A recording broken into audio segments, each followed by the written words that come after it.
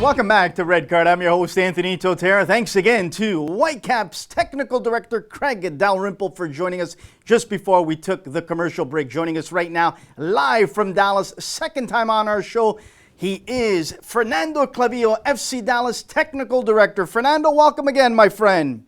It's always a pleasure to be with you guys. How's everybody there? Very good, very good. We really appreciate you making time, Fernando. I won't keep you because you're a busy guy, but I thought you would be the perfect guy to talk about this specific topic that really burns in my heart after watching Canada go down to Mexico 2 games, but is something that I believe is a disease in North America.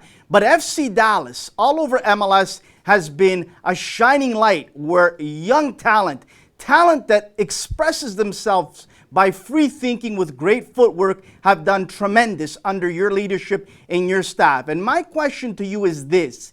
Here in North America, specifically in Canada, I believe we're still developing robots. We're developing players that are big, fast, physical, and we're not developing players that are given the freedom and also to free think at the youth level, because too many youth coaches want to win and want that fast and robotic kid. Can you tell us how we get rid of this disease? Well, it's not easy. That's for sure. The problem it is, in my personal opinion, is that we're willing to find a lot of excuses all the time why it's not happening. But instead of putting the things to work, you have to have a coach, you have to have a technical director, and you have to have an ownership willing to play younger players. To be able to do that, you have to have a school that teaches properly. It doesn't sacrifice development because of win. But at the end of the day, it's a business. It's a business. You look at academies around the country, you look at youth clubs around the country, people are making money. And I was one of them that made money at the time because of the kids. So I am capable of developing a player or not. And I think sometimes when we look in the mirror, we don't see that. We don't see that. We're looking at results. We're looking to our young players, to our clubs, to make sure that we make money. And FC Dallas is going in a different direction. I don't say we have all the answers, because probably we don't, but we're not afraid to take a chance. We need to take a chance. We need to take a chance and bring American young or Canadian players into the fields and let them make mistakes. And it's the only way that they're going to... We all know, and we always talk about it, how important it is games for those players to be able to get better. But we don't play them. No, you're 100% and right. We're never going to give them an opportunity. They're never going to make the mistakes at a certain level for them to be able to learn. And for me, this is the biggest crime that we committed. We are too afraid to lose games and not play younger players. We need to do that more often and allow those kids to make those mistakes today that hopefully we're not making 10 years from them. You're 100% correct. Fernando, you recall this player. He wasn't more than 5 feet and a half, Alvaro Recoba. I used to love watching this guy play. Why? Not because he was 6 feet tall, not because he was a physical player. He used his feet, he used his brain. Here in North America, Fernando, I'd love your thoughts on this. I believe the Canadian-American player, whether young, whether a pro, once you get into that box, they look lost, they look confused, they look afraid to try something because it's ingrained in their head from so many years as a robot that they have to run fast, shoot hard, and forget anything else. No, without a doubt. And I know exactly. Alvaro is a good friend of mine. He just retired in Uruguay.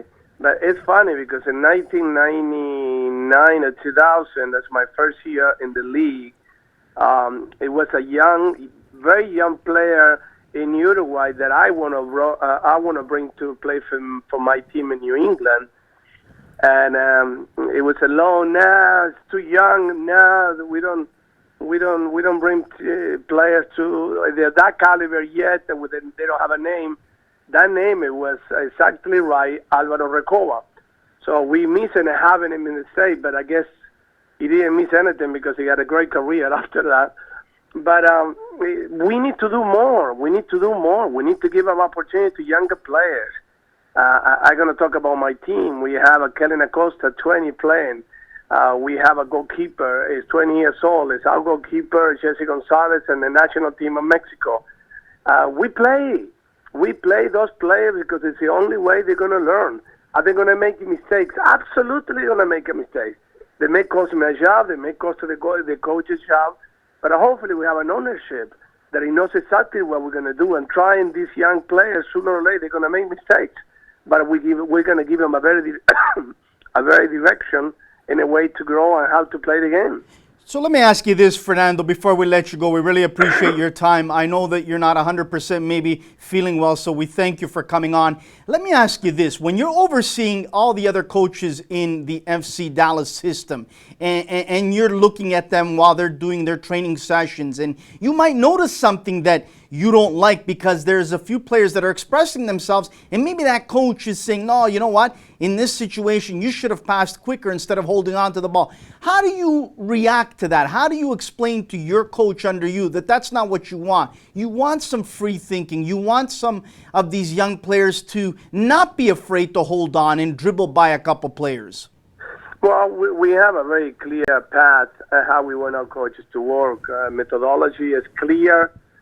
We want to create a different player. We want to develop a different player. And to be able to do that is teaching. You have to get the right people also in your staff to be able to do that. I was lucky enough to bring Luchi Gonzalez from Florida, former U.S. national team, U17, U20. He played for me in Colorado. He played in Peru. So this is a guy who knew exactly what he has to take to go to school, to play for the national team, and then one day become a professional. Now as a coach in my academy, director of the academy. So we not only we have a good player that is being through the rank, but also we have someone who can teach. Okay, so this is the kind of thing you have to work with your coaches. You have to work. You have to be able to facilitate things to the player. You cannot in the training session. That's if you do it every day the way we do it here, you have to provide them with opportunity to create. Okay, you have to provide it, and you have to allow those players to make those kind of mistakes. We have a kid by the name Paxton. Is 16 years old. It's different. They're different. You're talking about Alvaro Recoba. You're talking about this kid is a left-footed kid. It's 16 years old, 15, 16. Absolutely, probably one in my book, one of the most talented young players coming up. Okay, we let him play. We bring him with the first team. We make him train with the first team. We expose him to things that he's never going to see at that age, playing against his own team, beating them 15-0. So we need to expose him to better things, to other players, so how quick the other team or how quick the older players are. But if we don't do that, if we don't play those players and we don't provide them with opportunities to do that, he's never going to learn. Yeah, you're 100% correct. Listen, Fernando, I can't thank you enough for coming on. FC Dallas, under your leadership at the Academy, has produced some wonderful players. All over MLS, they're watching this and they're saying this is how it needs to be done. So congratulations also to your ownership. You said your ownership has gone on board with this. They've left the keys to you and the rest of the coaches to get the job done and do it the right way. And I'll finish off with this. I was talking to a coach today in Italy, a coach that coached in Serie A and in MLS, and he said, you know what? FC Dallas is the model that everyone needs to follow in MLS. That speaks volumes. Fernando, thank you so much again for taking time. Continued success and good luck as well with the first team in this season in MLS, my friend. I appreciate it. It's always a pleasure to be with you guys. And hopefully one day we can get a phone call to count how many Canadians and American players are playing the first level soccer in the world. So I'm excited for that. And I know it's going to happen. I know it's going to happen, and without a doubt, it's going to happen. Outstanding. I hope so. I'd have a smile on my face that I would never wipe off. Fernando, thank you so much again. God bless, and enjoy the rest of your night.